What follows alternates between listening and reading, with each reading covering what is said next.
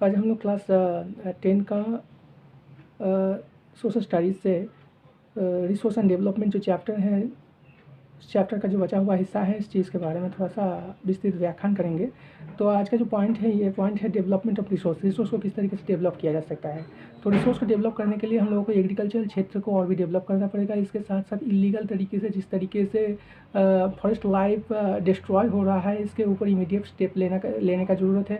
Illegal mining चल रहा है, इलीगल माइनिंग के ऊपर स्टेप लेने का ज़रूरत है। सरकार को कुछ ऐसे स्टेप लेना चाहिए, कुछ मतलब लॉ इम्प्लीमेंट करने का ज़रूरत है, लॉ लागू करने का ज़रूरत है, जिसके द्वारा इस तरीके से जो इलीगल काम काज चल रहा है, जिस तरीके से रिसोर्स दिन प्रतिदिन ख़त्म हो रहा है व रिसोर्स डिस्ट्रॉय हो रहा है, इस चीज़ के ऊपर रोक लगाया जा सकता है। उसके साथ साथ इस पृथ्वी का सबसे बड़ा जो हिस्सा है, ये आपका ये जो पूरा विश्व है, ये पूरा जो वर्ल्ड है, वर्ल्ड का सबसे बड़ा जो हिस्सा है, ये आपका इन्वायरमेंट जिस तरीके से पॉल्यूट हो रहा है, प्रदूषण का मात्रा दिन प्रतिदिन जिस तरीके से बढ़ रहा है, ये थोड़ा सा सोचने वाला विषय है। तो इस चीज़ को दिमाग में रखते हुए हम लोगों को इसके ऊपर काम करने का ज़रूरत है। तो ये सब चीज़ के ऊपर अगर हम लोग सही तरीके से निगरानी रखेंगे, तो इससे क्या होगा, रिसोर्स हम लोगों का डेवलप होगा। और नेक्स्ट जो पॉइंट है, पॉइंट का नाम है सस्टेनेबल डेवलपमेंट। सस्टेनेबल डेवलपमेंट क्या है? Sustainable development is a kind of development that can be sustained. Sustainable development इस प्रकार का डेवलपमेंट है, विकास है, जिसको हम लोग स्थितिशील बना सकते हैं। नेक्स्ट जो पॉइंट है, रिसोर्स प्लानिंग। किस तरीके से रिसोर्स प्लानिंग किया जाता है? तो पहले हम लोग जान लेते हैं रिसोर्स प्लानिंग क्या है। Resource planning is a kind of planning by which we can just plan over resources. सही तरीके से रिसोर्स के ऊपर प्लान जिस तरीके से किया जा सकता है, और जिसके द्वारा रिसोर्स का जो वेस्टेज चल रहा है, ये वेस्टेज के ऊपर रोक लगाया जा सकता है, इसको बोला जाता है रिसोर्स प्लानिंग। तो रिसोर्स प्लानिंग करने के लिए हम लोगों को पहला जो चीज़ है, एग्रीकल्चर क्षेत्र को और भी स्ट्रॉन्ग बनाना पड़ेगा।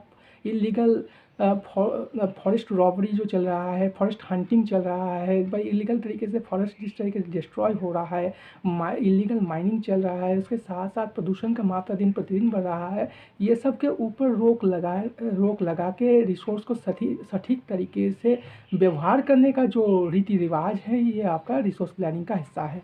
नेक्स्ट जो पॉइंट है, resource planning in India. India में किस तरीके से रिसोर्स प्लानिंग चलता है?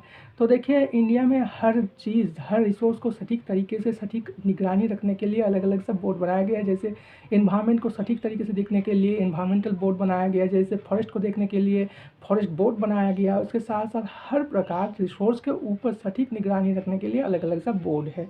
तो जिसके द्वारा रिसोर्स को हम लोग क्या कर सकते हैं, रिसोर्स के ऊपर निगरानी रख सकते हैं, रिसोर्स का वेस्टेज के ऊपर निगरानी रख सकते हैं, और रिसोर्स को सही दिशा दे सकते हैं। व रिसोर्स का जिस तरीके से वेस्टेज चल रहा है, इसके ऊपर रोक लगाने का काम करना हम लोग के लिए और भी आसान होगा। तो इसी तरीके से इंडिया में रिसोर्स का प्लानिंग चलता है। नेक्स्ट पॉइंट जो है, कंजर्वेशन ऑफ रिसोर्स। किस तरीके से रिसोर्स कंजर्वेशन होता है, रिसोर्स को कंजर्वेशन किया जाता है। तो रिसोर्स कंजर्वेशन क्या है? Resource conservation is a process by which we can conserve the resources. तो रिसोर्स कंजर्व करने के लिए, व स्टोर करने के लिए, सुरक्षित करने के लिए हम लोगों को क्या क्या करने चाहिए? रिसोर्स को सुरक्षित करने के लिए, रिसोर्स जिस तरीके से वेस्टेज चल रहा है, रिसोर्स के ऊपर रिसोर्स जिस तरीके से खत्म हो रहा है, रिसोर्स का जिस तरीके से रिसोर्स बर्बाद हो रहा है, और रिसोर्स का वेस्टेज चल रहा है, इस चीज़ के ऊपर सटीक निगरानी रखना है। तो निगरानी अगर सटीक होगा, तो इससे क्या होगा, रिसोर्स का वेस्टेज कम जाएगा। तो इससे क्या होगा, हम लोग रिसोर्स को कंजर्व कर सकते हैं। तो this the process is called as resource conservation of resources. Next point है land resource. Next point is land resource. Land resource क्या है? लैंड रिसोर्स बोले तो ये जो पृथ्वी है, पृथ्वी का ऊपरी वाला जो हिस्सा है, ये ऊपरी वाला हिस्से को बोला जाता है क्रस्ट। क्रस्ट के ऊपर वाला जो हिस्सा होता है, यह मिट्टी से बना होता है। ऐसे माना जाता है, ऊपरी वाला जो हिस्सा होता है, इसको लैंड माना जाता है। तो लैंड रिसोर्स मतलब क्या होता है? लैंड के साथ जुड़ा हुआ, मतलब लैंड आप जानते हो लैंड क्या है। लैंड के ये जो पूरा जो लैंड है, भूमि मिट्टी के द्वारा बनता है। ये भूमि से क्या होता है, पैदावार होता है, फसल उगता है। तो ये हम लोग का नीड्स पूरा करता है। तो इससे ये बताया जाता है, ये जो लैंड है, ये भी हम लोगों का एक रिसोर्स का ही हिस्सा है। तो देखिए, लैंड यूटिलाइजेशन का अर्थ क्या है? लैंड किस तरीके से अलग अलग तरीके से लैंड का बंटवारा होता है, तो इस चीज़ के बारे में बताया जाएगा। तो देखिए, कुछ लैंड पड़ता है फॉरेस्ट का हिस्सा, जैसे फॉरेस्ट का जो लैंड पड़ता है तो ये फॉरेस्ट लैंड के रूप में माना जाता है। अभी कुछ लैंड पड़ता है कल्टीवेशनल लैंड, जिसमें खेतीबाड़ी होता है, एग्रीकल्चर होता है, इसको बोला जाता है कल्टीवेशनल लैंड। अभी कुछ लैंड ऐसा होता है जिसमें खेतीबाड़ी नहीं होता है, non cultivational land. Non cultivational land के बहुत तरीके से डिवाइड किया जाता है। तो पहला जो डिवीजन है इसको बोला जाता है बैरन लैंड। बैरन लैंड मतलब क्या होता है, ये जो बंजर ज़मीन होता है, ज़मीनी क्षेत्र होता है, इसको बोला जाता है बैरन लैंड। तो देखिए वेस्टलैंड मतलब क्या होता है, जिसमें खेतीबाड़ी नहीं होता है, जिसमें और कोनो दूसरा काम नहीं होता है, फसल उगता नहीं है, उगाया नहीं जाता है।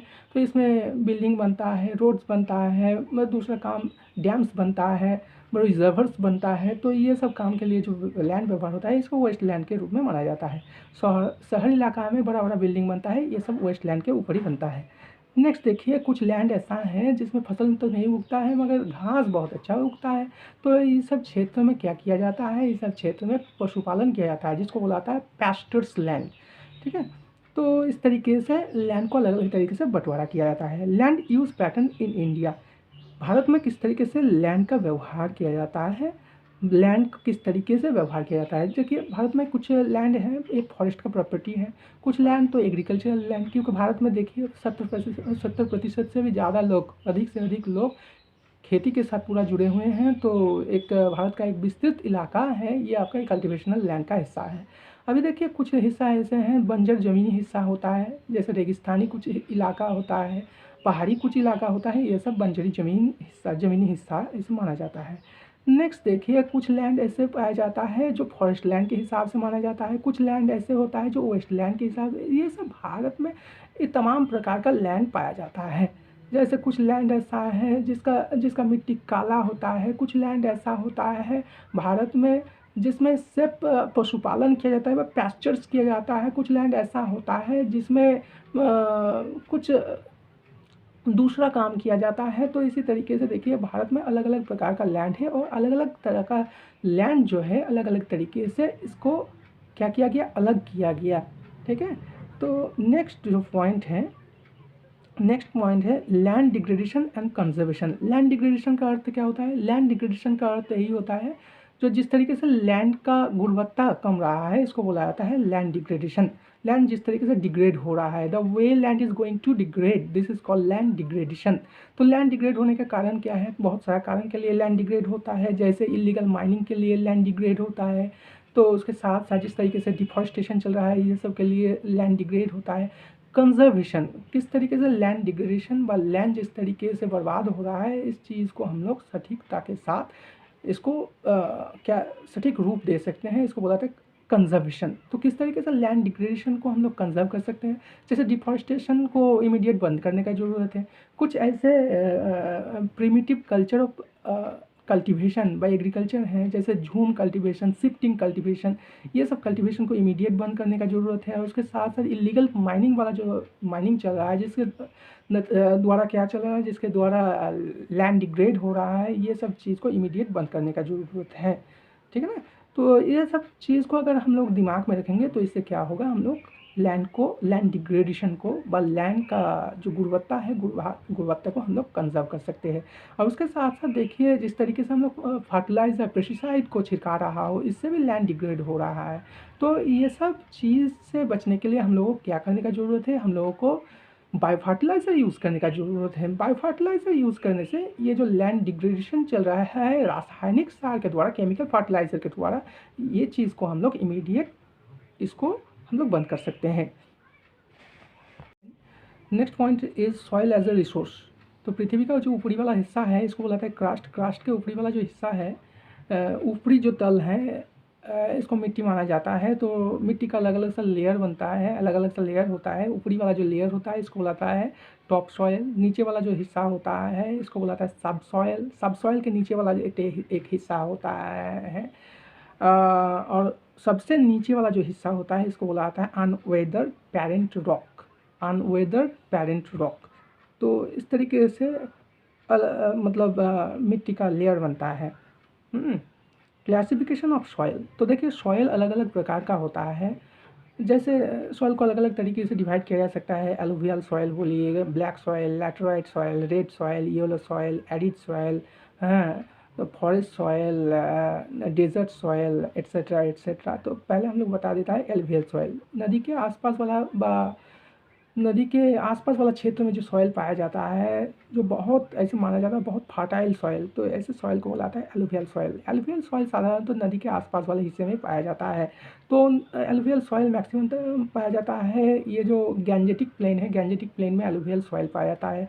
दक्षिण भारत का जो प्रधान तीन नदी है, कृष्णा, कावेरी, गोदावरी, ये सब जो तीन नदी है, नदी के आसपास वाला जो ज़मीनी क्षेत्र है, ये सब में एलुवियल सॉइल पाया जाता है। और उसके साथ साथ देखिए भारत में पश्चिम बंगाल के साथ साथ उत्तर प्रदेश, बिहार, उड़ीसा, ये सब क्षेत्र में एलुवियल सॉइल से भरा पड़ा है। एलुवियल सॉइल ऐसे माना जाता है सबसे फर्टाइल सॉइल, इसमें हर प्रकार का अनाज बहुत अच्छा उगता है। नेक्स्ट है black soil. Black soil black बन जाता है, black soil becomes black because of the property of what is this, copper is found more, that's why. तो ब्लैक सॉइल ब्लैक बनता है इसी कारण क्योंकि इसके अंदर कॉपर पाया जाता है, बहुत दूसरे धातु हैं, तो इसी कारण ये ब्लैक बन जाता है। ब्लैक सॉइल, देखिए ब्लैक सॉइल भारत का दक्षिण भारतीय जो क्षेत्र है, डेक्कन प्लेट्यू वाला जो क्षेत्र है, इसमें ब्लैक सॉइल पाया जाता है। ब्लैक सॉइल में सबसे ज़्यादा फसल उगता है कॉटन, और उसके साथ साथ रबर उगता है, और इसके साथ साथ अब जो शुगरकेन होता है, गन्ने होता है, इसका पैदावार बहुत अच्छा होता है। नेक्स्ट जो सॉइल है आपका लैटेराइट सॉइल। लैटेराइट सॉइल लाल कलर का सॉइल है, ये भी भारत का दक्षिणी प्रदेश में पाया जाता है, उड़ीसा, आंध्र प्रदेश, कर्नाटक, केरला, तमिलनाडु, ये सब क्षेत्र में। उसके साथ साथ झारखंड का कुछ हिस्सा, पश्चिम बंगाल का कुछ हिस्सा, ये सब में लैटेराइट सॉइल पाया जाता है। तो लैटेराइट सॉइल में हर प्रकार, मतलब ऐसे धान बहुत अच्छा उगता है, उसके साथ साथ कुछ फसल उगता है, सब्जी बहुत अच्छा उगता है। एरिड सॉइल क्या होता है? एरिड सॉइल कुछ ऐसा सॉइल है जो साधारण तो समंदर के इलाकावर्ती जो मिट्टी होता है, बस समंदर के आसपास वाला क्षेत्र में जो मिट्टी होता है, ये एरिड सॉइल के रूप में पाया जाता है। बट डेल्टेइक प्लेस बोले तो जहाँ पे वैसे समंदर में नदी मिलता है, प्रवेश करता है, वो जो इलाका है, आसपास का इलाका है, इसमें क्या होता है, इसका जो ये जो इलाका है, इस इलाके की मिट्टी में क्या होता है, जो नमक का परिमाण ज़्यादा होता है, तो इसीलिए देखिए पेड़ पौधा का जड़ मिट्टी से डायरेक्टली गैसेस का ट्रांजैक्शन नहीं कर पाते हैं, तो इसीलिए परिवेश से डायरेक्ट गैस लेने का ज़रूरत पड़ता है, गैस का ट्रांजैक्ट करने का ज़रूरत पड़ता है। तो इसीलिए ये जो क्षेत्र का जो पेड़ पौधा होता है, ये पेड़ पौधा अपने जड़ को मिट्टी के ऊपर उठा लेते हैं। भारत का सुंदरबन ऐसे एक क्षेत्र है जिसमें मैंग्रोव फॉरेस्ट पाया जाता है। इसमें देखा जाए, यहाँ पे देखा जाए तो इसका पेड़ पौधा क्या कर लेते हैं, मिट्टी से ऊपर उठा लेते हैं, तो डायरेक्टली ये क्या करते हैं, गैस का आदान प्रदान व ट्रांजैक्शन कर लेते हैं डायरेक्टली फ्रॉम द एनवायरनमेंट। तो ये हो गया आपका एरिड सॉइल। फॉरेस्ट सॉइल मतलब जंगली इलाका में फॉरेस्ट सॉइल पाया जाता है। भारत का नॉर्थ ईस्ट प्रदेश, 7 स्टेट हैं, ये सब क्षेत्र में आपका फॉरेस्ट सॉइल पाया जाता है। फॉरेस्ट सॉइल में बड़ा सा पेड़ पौधा उगता है, जैसे फार, ओक, चेस्टनट, ये सब उगता है। उसके साथ साथ भारत का उत्तरी भारतीय क्षेत्र, हिमाचल बोलिए, इसके साथ साथ आपका कश्मीर, जम्मू कश्मीर, उत्तराखंड, ये सब क्षेत्र में आपका फॉरेस्ट सॉइल पाया जाता है। अभी देखिए फॉरेस्ट सॉइल सब हिमालयन क्षेत्र में फॉरेस्ट सॉइल पाया जाता है। तो ये फॉरेस्ट सॉइल में तमाम प्रकार का पेड़ पौधा तो उगता है, लंबा सा पेड़ पौधा, और उसके साथ साथ जो मेडिसिनल प्लांट्स होता है, ये भी आपका फॉरेस्ट सॉइल में उगता है। Next point, soil erosion. Soil erosion कैसे होता है? सॉइल जिस तरीके से सॉइल का क्षय हो रहा है, इरोज हो रहा है, इसको बोलाता है सॉइल इरोशन। सॉइल इरोशन किस तरीके से हम लोग कंजर्व कर सकते हैं? सॉइल इरोशन का मेन जो कारण है डिफॉरेस्टेशन। तो डिफॉरेस्टेशन को अगर हटा देंगे, डिफॉरेस्टेशन अगर सटीकता के साथ निगरानी रखते हुए डिफॉरेस्टेशन के ऊपर अगर हम लोग सटीक स्टेप लेंगे, तो हम लोग क्या कर सकते हैं, सॉइल इरोशन को रुक सकता हो। और उसके साथ साथ इलीगल माइनिंग के द्वारा जिस तरीके से सॉइल इरोज हो रहा है, ये सब चीज़ को अगर सटीकता के साथ इसके ऊपर निगरानी रखेंगे तो इसी तरीके से हम लोग क्या कर सकते हैं, सॉइल इरोशन को रुक सकते हैं। ठीक है ना? तो यही आपका ये है। और